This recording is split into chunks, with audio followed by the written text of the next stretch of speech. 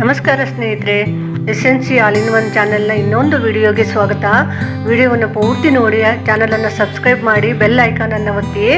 ಇದರಿಂದ ನಮಗೆ ತುಂಬ ಸಪೋರ್ಟ್ ಮಾಡಿದ ಹಾಗೆ ಆಗುತ್ತೆ. ಈ ವಿಡಿಯೋದಲ್ಲಿ ನಾನು ಶ್ರಾವಣ ಮಾಸದ ಪ್ರತಿ ಶನಿವಾರದಂದು ಆಚರಿಸ್ತಕ್ಕಂತಹ ಪಡಿ ಬೇಡುವ ಪದ್ಧತಿಯ ಬಗ್ಗೆ ತಿಳಿಸ್ಕೊಡ್ತಾ ಇದ್ದೀನಿ. ಯಾಕೆ ಇದನ್ನ ಮಾಡ್ತಾರೆ, ಇದರಿಂದ ಏನು ಅನುಕೂಲ ಅನ್ನೋದು ಈ ವಿಡಿಯೋದಿಂದ ನಿಮಗೆ ತಿಳಿಯುತ್ತೆ. ತನುವಿಗೆ ತಂಪು, ಮನಕ್ಕೆ ಮುದ ನೀಡ್ತಕ್ಕಂತಹ ತಿಂಗಳು ಶ್ರಾವಣ ಮಾಸ. ಶ್ರಾವಣ ಮಾಸ ಬಂತು ಅಂದರೆ ಏನೋ ಒಂಥರ ಉಲ್ಲಾಸ ಮನಸ್ಸಿನಲ್ಲಿ. ಯಾಕೆ ಅಂದರೆ ಹಬ್ಬಗಳು ಶುರು ಆಗ್ಬಿಡ್ತವೆ. ನಾಗರ ಪಂಚಮಿಯಿಂದ ಪ್ರಾರಂಭವಾದಂಥ ಸಾಲಾಗಿ ಹಬ್ಬಗಳು ಬರ್ತಾನೆ ಇರ್ತವೆ. ಒಂದು ವಿಶೇಷ ಅಂದರೆ ನಾಗರ ಪಂಚಮಿ ಯಾವ ದಿನದಂದು ಬಂದಿದೆಯೋ ಆ ವರ್ಷದಲ್ಲಿ ಬರ್ತಕ್ಕಂತಹ ಎಲ್ಲ ಹಬ್ಬಗಳು ಸಹ ನಾಗರ ಪಂಚಮಿ ತಿಥಿಯ ದಿನ ಯಾವ ವಾರ ಇರುತ್ತದೋ ಅದೇ ವಾರದಲ್ಲೇ ಬರ್ತವೆ. ಉದಾಹರಣೆಗೆ ಈ ಸಲದ ನಾಗರ ಪಂಚಮಿ ಹಬ್ಬ ಶುಕ್ರವಾರದ ದಿನ ಬಂದಿದೆ.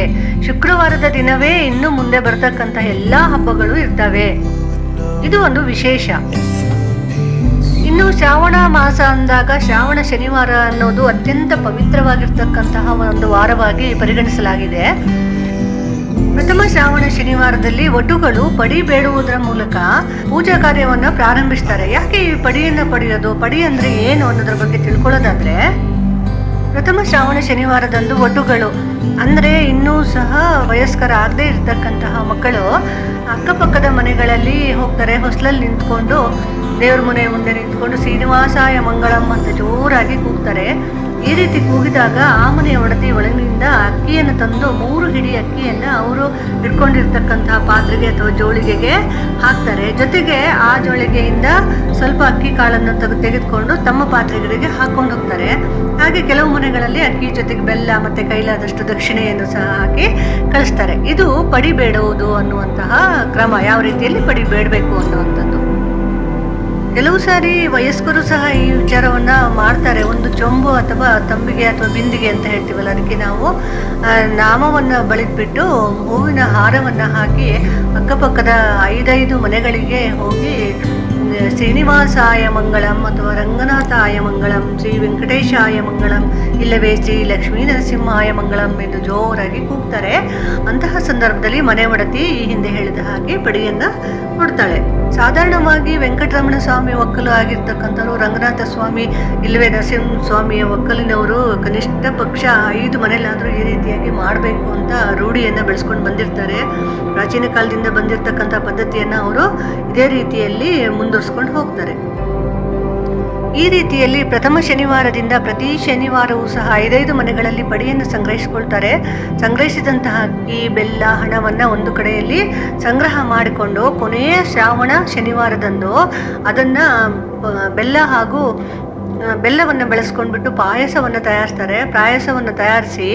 ಪಾಯಸವನ್ನು ತಯಾರಿಸಿ ಪ್ರಸಾದ ರೂಪದಲ್ಲಿ ಮನೆಯ ದೇವರಿಗೆ, ಅವರ ಕುಲದೇವರು ಅಥವಾ ಮನೆಯ ದೇವರು ಅಥವಾ ಯಾವ ದೇವರ ಒಕ್ಕಲು ಅಂತ ಅವರು ಭಾವಿಸಿರ್ತಾರೋ ಆ ದೇವರಿಗೆ ಅದರ ನೈವೇದ್ಯವನ್ನು ಕೊಡ್ತಾರೆ.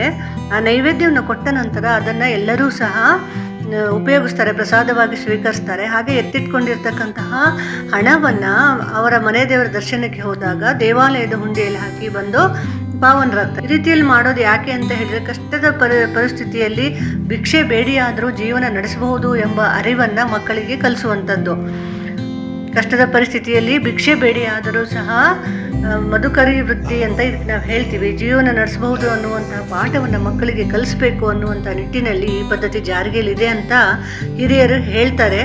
ಮಕ್ಕಳಿಗೆ ತಾವು ತಿನ್ನೋ ಅಕ್ಕಿ ಸಂಪಾದಿಸೋ ಮಹತ್ವ ಮತ್ತೆ ಮತ್ತೊಬ್ಬರ ಮನೆಯಲ್ಲಿ ಭಿಕ್ಷೆ ಬೇಡುವ ಮೂಲಕ ತಗ್ಗಿ ಬಗ್ಗಿ ನಡೀತಕ್ಕಂಥದ್ದು ಮತ್ತು ತನ್ನಲ್ಲಿರ್ತಕ್ಕಂಥ ಅಹಮ್ಮನ್ನು ಹೋಗಲಾಡಿಸ್ಬೇಕು, ಕೀಳರಿಮೆಯನ್ನು ಹೋಗಲಾಡಿಸ್ಬೇಕು, ಈ ರೀತಿಯಲ್ಲಿ ವಾಸ್ತವದಲ್ಲಿ ಬದುಕುವಂತಹ ವಿದ್ಯೆಯನ್ನು ಕೊಡಬೇಕು ಅನ್ನೋ ಕಾರಣಕ್ಕೆ ಇದನ್ನ ಮಾಡ್ತಾ ಇದ್ರು ಅಂತ ಹಿರಿಯರು ಹೇಳ್ತಾರೆ. ಇನ್ನು ಪಡಿ ಹಾಕಿದ ಪಾತ್ರೆಯಿಂದ ಸ್ವಲ್ಪ ಅಕ್ಕಿ ಕಾಳನ್ನು ಪುನಃ ವಾಪಸ್ಸು ಪಡೆದು ಗೃಹಿಣಿಯರು ಪಡೆಯೋದು ಯಾಕೆ ಅಂತ ಹೇಳಿದ್ರೆ, ಅವರು ದೇವರ ನಾಮಸ್ಮರಣೆಯನ್ನು ಮಾಡಿ ಶ್ರೀನಿವಾಸನ ಒಕ್ಕಲು ಅಂತ ಹೇಳ್ಕೊಂಡಿರೋದ್ರಿಂದ ಅವರ ಜೋಳಿಗೆಯಿಂದ ಅಥವಾ ಪಡಿಪಾತ್ರೆಯಿಂದ ಸ್ವಲ್ಪ ಧಾನ್ಯವನ್ನು ತೆಗೆದು ನಮ್ಮ ಮನೆಯಲ್ಲಿ ಇಟ್ಕೊಂಡ್ರೆ ನಿರಂತರವಾಗಿ ಸದಾಕಾಲ ಮನೆಯಲ್ಲಿ ಧನಧಾನ್ಯಗಳು ಅಕ್ಷಯ ಆಗ್ತವೆ ಅನ್ನುವಂತಹ ನಂಬಿಕೆ. ಅದನ್ನು ತಂದು ಮನೆಯಲ್ಲಿ ಅದನ್ನು ತಾವು ಬಳಸ್ತಕ್ಕಂತಹ ಧಾನ್ಯದ ಪಾತ್ರೆಯಲ್ಲಿ ಅದನ್ನು ಹಾಕ್ಕೊಳ್ತಾರೆ. ಹಿಂದಿನ ಕಾಲದಲ್ಲಿ 8 ವರ್ಷಕ್ಕೆ ಉಪನಯನ ಶಾಸ್ತ್ರವನ್ನು ಮಾಡಿ ವಿದ್ಯಾಭ್ಯಾಸಕ್ಕಾಗಿ ಕಾಡಿನಲ್ಲಿ ಗುರುಗಳ ಅಥವಾ ಋಷಿಗಳ ಜೊತೆಗೆ ಬಿಟ್ಟು ಬರ್ತಕ್ಕಂತಹ ಪದ್ಧತಿ ಇತ್ತು. ಅಂತಹ ಸಮಯದಲ್ಲಿ ಏನಾಗ್ತಾ ಇತ್ತು, ಅಲ್ಲಿ ಯಾರೂ ಸಹ ಬೇಸಾಯ ಮಾಡಿ ಧಾನ್ಯಗಳನ್ನು ಬೆಳೀತಿರಲಿಲ್ಲ. ಅಂತಹ ಪರಿಸ್ಥಿತಿಯಲ್ಲಿ ಭಿಕ್ಷಾಟನೆಯನ್ನು ಮಾಡಿ ಪ್ರತಿದಿನ ಭಿಕ್ಷಾಟನೆಯನ್ನೇ ಮಾಡಿ ಅವರ ಜೀವನ ನಿರ್ವಹಣೆಯನ್ನು ಮಾಡಬೇಕಿತ್ತು. ಅದಕ್ಕೋಸ್ಕರ ಈ ರೀತಿಯಲ್ಲಿ ತರಬೇತಿಯನ್ನು ಕೊಡೋದ್ರ ಮೂಲಕ ಜೀವನಕ್ಕೆ ಅವರು ಚೆನ್ನಾಗಿರಬೇಕು ಹಾಗೂ ಜೀವನದಲ್ಲಿ ಬರ್ತಕ್ಕಂಥ ಎಲ್ಲ ಕಷ್ಟಗಳನ್ನ ಎದುರಿಸಲಿಕ್ಕೆ ಅವರು ಮಾನಸಿಕವಾಗಿ ಸಿದ್ಧತೆಯನ್ನು ಪಡಿಬೇಕು ಅನ್ನೋ ಕಾರಣಕ್ಕೆ ಈ ಪದ್ಧತಿ ಜಾರಿಗೆ ಬಂತು ಅನ್ನುವಂಥ ವಿಚಾರವೂ ಇದೆ. ಹೀಗೆ ಶ್ರಾವಣ ಮಾಸದಲ್ಲಿ ಯಾಕೆ ಪಡಿಬೇಕು, ಬೇರೆ ಹೊತ್ತಿಗೆ ಕೇಳ್ಬೋದಲ್ಲ ಅಂತ ಹೇಳಿದರೆ, ಶ್ರಾವಣ ಮಾಸ ಅನ್ನೋದು ಶಿವನನ್ನು ಅತಿ ವಿಶೇಷವಾಗಿ ಪೂಜೆ ಮಾಡ್ತಕ್ಕಂತಹ ಮಾಸ ಇದು. ಆದ್ದರಿಂದ ಶ್ರಾವಣ ಮಾಸ ಹಬ್ಬದ ಮಾಸ. ಎಲ್ಲ ದೇವರ ಪೂಜೆಯನ್ನು ಮಾಡ್ತಕ್ಕಂಥದ್ದು ಈ ಶ್ರಾವಣ ಮಾಸದಲ್ಲಿ. ಈ ತಿಂಗಳಲ್ಲಿ ದಾನ ಮಾಡಿದರೆ ಹೆಚ್ಚು ಪುಣ್ಯ ಬರುತ್ತೆ ಅನ್ನುವಂಥ ನಂಬಿಕೆ ಇದೆ. ಹಾಗೆ ವಿದ್ಯಾರ್ಥಿಗಳು ಬೇಡ ತಂದ ದವಸ ಧಾನ್ಯಗಳನ್ನು ವಿಜೃಂಭಣೆಯಿಂದ ಹಬ್ಬಗಳನ್ನು ಆಚರಿಸ್ಬೋದಾದ್ರಿಂದ ವರ್ಷಕ್ಕೊಮ್ಮೆ ಶ್ರಾವಣ ಮಾಸದ ಶನಿವಾರದಂದು ಈ ಪಡಿ ಬೇಡುವ ಅಭ್ಯಾಸ ಪ್ರಾರಂಭವಾಗಿರ್ಬೋದು ಅಂತಲೂ ಸಹ ಕೆಲವು ಅಭಿಪ್ರಾಯಗಳು ಹೇಳ್ತಾರೆ. ಹೀಗೆ ಹಿರಿಯರು ರೂಢಿ ತಂದಂತಹ ಮತ್ತು ಆಚರಿಸಿದ ಎಲ್ಲ ಹಬ್ಬ ಹರಿದಿನಗಳ ಹಿಂದೆಯೂ ಅನೇಕ ಗೂಢಾರ್ಥಗಳು ಇರ್ತವೆ, ಅರ್ಥಗಳು ಇರ್ತವೆ. ಯಾವುದೇ ಅನರ್ಥಕಾರಿಯಾಗಿ ಯಾವುದೇ ವಿಚಾರವನ್ನು ಅವರು ಪ್ರಚಾರನೂ ಮಾಡೋದಿಲ್ಲ ಹಾಗೂ ಆಚರಣೆಯನ್ನು ಮಾಡೋದಿಲ್ಲ. ಹಿಂದಿನ ಕಾಲದಲ್ಲಿ ಹಿರಿಯರು ಆಚರಿಸ್ಕೊಂಡು ಬಂದಿರತಕ್ಕಂತಹ ಹಲವಾರು ಬಹುತೇಕ ಎಲ್ಲ ವಿಚಾರಗಳಿಗೂ ಸಹ ವೈಜ್ಞಾನಿಕವಾಗಿಯೂ ಸಹ ಕಾರಣಗಳನ್ನು ಈಗ ವಿಜ್ಞಾನಿಗಳು ಕಂಡುಹಿಡಿದಿದ್ದಾರೆ. ಅವು ಆರೋಗ್ಯಕ್ಕೆ ಮತ್ತು ವಾಸ್ತವ ಬದುಕಿನಲ್ಲಿ ಬದುಕಬೇಕಾದಂತಹ ಸುಮಾರು ಮೌಲ್ಯಗಳನ್ನು ಪೋಷಿಸ್ತವೆ ಅಂತಕ್ಕಂತಹ ವಿಚಾರಗಳು ವೈಜ್ಞಾನಿಕವಾಗಿಯೇ ಕಂಡುಹಿಡಿಯಲ್ಪಟ್ಟಿದೆ. ಆದ್ದರಿಂದ ಹಿಂದಿನ ಕಾಲದಲ್ಲಿ ಹಿರಿಯರು ಮೂಢನಂಬಿಕೆಯಿಂದ ಆಚರಿಸ್ಕೊಂಡು ಬರ್ತಾರೆ ಅಂತ ಯಾರಾದರೂ ತಿಳಿದಿದ್ರೆ ಅದು ಖಂಡಿತ ತಪ್ಪು. ಅದರ ಹಿಂದೆ ನಿಜವಾಗಿಯೂ ಅದರ ವೈಜ್ಞಾನಿಕ ಕಾರಣ ಇದೆ. ಅವರು ವೈಜ್ಞಾನಿಕವಾಗಿ ಇಂದಿನ ಯುಗದ ಹಾಗೆ ಅದನ್ನು ನರೇಟ್ ಮಾಡಲಿಕ್ಕೆ ಬರದೇ ಇದ್ದರೂ ಸಹ ಅದರಲ್ಲಿ ಇರ್ತಕ್ಕಂತಹ ಒಳ್ಳೆಯ ವಿಚಾರಗಳು ಜನಮಾನಸದ ಮೇಲೆ ಪರಿಣಾಮವನ್ನು ಬೀರ್ತಾ ಇತ್ತು. ಜನರ ಆರೋಗ್ಯ, ಆರ್ಥಿಕ ಸ್ಥಿತಿ, ಸಾಮಾಜಿಕ ಸ್ಥಿತಿ, ಮೌಲ್ಯಗಳು ಎಲ್ಲದರ ಮೇಲೂ ಸಹ ಪರಿಣಾಮವನ್ನು ಬೀರ್ತಾ ಇತ್ತು. ಆದ್ದರಿಂದ ಶ್ರಾವಣ ಶನಿವಾರದಲ್ಲಿ ಪಡೆದು ಜೀವನವನ್ನು ಮಾಡ್ತಕ್ಕಂಥದ್ದು ಜೀವನ ಸಾಗಿಸಲಿಕ್ಕೆ ಬೇಕಾದಂತಹ ಕೌಶಲ್ಯವನ್ನು ಬೆಳೆಸುವುದರ ಹಿಂದಿನ ಉದ್ದೇಶ ಹೊಂದಿದೆ ಅನ್ನೋದು ಸುಸ್ಪಷ್ಟ. ಹಾಗೆ ಈ ಶ್ರಾವಣ ಶನಿವಾರಗಳಂದು ಬೇರೆ ಇದೆ ಯಾವ ದೇವರನ್ನು ಪೂಜಿಸಬಹುದು, ಇದರಿಂದ ಜೀವನದಲ್ಲಿ ಅತಿ ಉನ್ನತಿಯನ್ನು ನಾವು ಯಾವ್ಯಾವ ರೀತಿಯಲ್ಲಿ ಪಡಿಬಹುದು ಅನ್ನೋದಕ್ಕೆ ಒಂದು 4-5 ಅಂಶಗಳನ್ನು ನಾನಿಲ್ಲಿ ಹೇಳ್ತೇನೆ. ಶ್ರಾವಣ ಶನಿವಾರದಂದು ಹನುಮಂತನನ್ನು ಮತ್ತು ಶನಿ ದೇವರನ್ನು ಸಾಧಾರಣವಾಗಿ ಪೂಜಿಸ್ತಾರೆ. ಶ್ರಾವಣ ಶನಿವಾರದ ಸಂಜೆ ಹನುಮಂತನ ಪೂಜಿಸೋದ್ರಿಂದ ಅದೃಷ್ಟ ನಮ್ಮ ಕೈ ಹಿಡಿಯುತ್ತೆ ಅನ್ನುವಂತಹ ನಂಬಿಕೆ ದೃಢವಾಗಿ ಇದೆ. ಶ್ರಾವಣ ಶನಿವಾರ ದಿನ ಸಂಜೆ ಹನುಮಂತನನ್ನು ಪೂಜೆ ಮಾಡಿದರೆ ಪರೀಕ್ಷೆಯಲ್ಲಿನ ಯಶಸ್ಸನ್ನು ನಾವು ಗಳಿಸ್ಬೋದು. ಸಂತೋಷ ಮತ್ತು ಸಮೃದ್ಧಿಗಾಗಿ ಸಾಸಿವೆ ಎಣ್ಣೆ ಮಣ್ಣಿನ ದೀಪವನ್ನು ಹಚ್ಚಿ ಮತ್ತು ರಾತ್ರಿ ಮಲಗುವ ಮುನ್ನ ಮನೆ ದೇವ್ರ ಕೋಣೆಯಲ್ಲಿ ಹನುಮಂತನನ್ನು ಧ್ಯಾನಿಸಿ ಹನುಮಾನ್ ಚಾಲಿಸವನ್ನು ಪಠಿಸಿ ಹನುಮಂತನ ಮುಂದೆ ಎಣ್ಣೆ ದೀಪವನ್ನು ಹಚ್ಚಿ ಸಿಂಧೂರ ಮತ್ತು ಕೆಂಪು ಬಟ್ಟೆಯನ್ನು ಅರ್ಪಿಸಿದರೆ ಬರ್ತಕ್ಕಂತಹ ಎಲ್ಲ ತೊಂದರೆಗಳು ನಿವಾರಣೆ ಆಗುತ್ತೆ, ಎಲ್ಲದರಲ್ಲಿಯೂ ಸಹ ಪ್ರಗತಿ ದೊರೆಯುತ್ತೆ ಅನ್ನುವಂತಹ ನಂಬಿಕೆ ಇದೆ. ಅದನ್ನು ಬಿಟ್ಟು ಇನ್ನೂ ಇರೋ ವಿಚಾರಗಳನ್ನು ನೋಡೋದಾದರೆ ಹನುಮಂತನನ್ನು ಪೂಜೆ ಮಾಡಿದರೆ ಜೀವನದಲ್ಲಿ ಬರ್ತಕ್ಕಂತಹ ಎಲ್ಲ ಅಡೆತಡೆಗಳು ದೂರ ಆಗ್ತವೆ. ಶನಿವಾರ ಸಂಜೆ ಪೂಜೆಯನ್ನು ಮಾಡುವ ಮೊದಲು ತೆಂಗಿನಕಾಯಿ ಮೇಲೆ ಸಿಂಧೂರ ಮತ್ತು ಒಂದು ದಾರವನ್ನು ಸ್ವಲ್ಪ ಅನ್ನವನ್ನು ಮತ್ತು ಅರ್ಪಿಸಿ ಪೂಜೆಯನ್ನು ಮಾಡಬೇಕು. ನಂತರ ಈ ತೆಂಗಿನಕಾಯಿಯನ್ನು ಹನುಮಂತನಿಗೆ ಅರ್ಪಿಸಿ ಅದನ್ನು ಹೊಡಿಬೇಕು. ಈ ಪರಿಹಾರದಿಂದ ನಮ್ಮ ಕೆಲಸದಲ್ಲಿ ಬರ್ತಕ್ಕಂಥ ಎಲ್ಲ ರೀತಿಯ ಅಡೆತಡೆಗಳನ್ನು ಸಹ ಹನುಮಂತ ಸ್ವಾಮಿ ಅಥವಾ ಆಂಜನೇಯ ಸ್ವಾಮಿ ನಿವಾರಿಸ್ತಾನೆ ಅಂತ ದೃಢವಾಗಿ ನಂಬ್ತಾರೆ ಹಿರಿಯರು. ಹಾಗೆ ಸಾಸಿವೆ ಎಣ್ಣೆ ದೀಪವನ್ನು ಬೆಳಗಿಸೋದು ಎಲ್ಲಿ ಬೆಳಗಿಸ್ಬೇಕಪ್ಪ ಅಂದರೆ ಶನಿವಾರದ ದಿನ ಸಂಜೆ ಅರಳಿ ಮರ ಇದೆಯಲ್ಲ, ಅರಳಿ ಮರದ ಅಡಿಯಲ್ಲಿ ಸಾಸಿವೆ ಎಣ್ಣೆ ದೀಪವನ್ನು ಬೆಳಗಿಸ್ಬೇಕು. ದೀಪ ಹಚ್ಚಿದ ನಂತರ ಓಂ ರಾಮದೂತಾಯ ನಮಃ ಮಂತ್ರವನ್ನು 108 ಬಾರಿ ಪಠಿಸ್ತಾ ಇರಬೇಕು. ಇಲ್ಲಿ ಪಠಿಸ್ತಾ ಇರೋದ್ರಿಂದ ಎಲ್ಲ ತೊಂದರೆಗಳಿಂದ ಶನಿದೇವರು ಮತ್ತು ಆಂಜನೇಯ ಸ್ವಾಮಿ ನಮ್ಮನ್ನು ಕಾಪಾಡ್ತಾನೆ. ವಾಪಸ್ ಹಿಂತಿರುಗಿ ಬರಬೇಕಾದ್ರೆ ಮರಳಿ ನಾವು ಆ ಅರಳಿ ಮರದ ಕಡೆಗೆ ಮರಳಿ ನೋಡಲೇಬಾರ್ದು.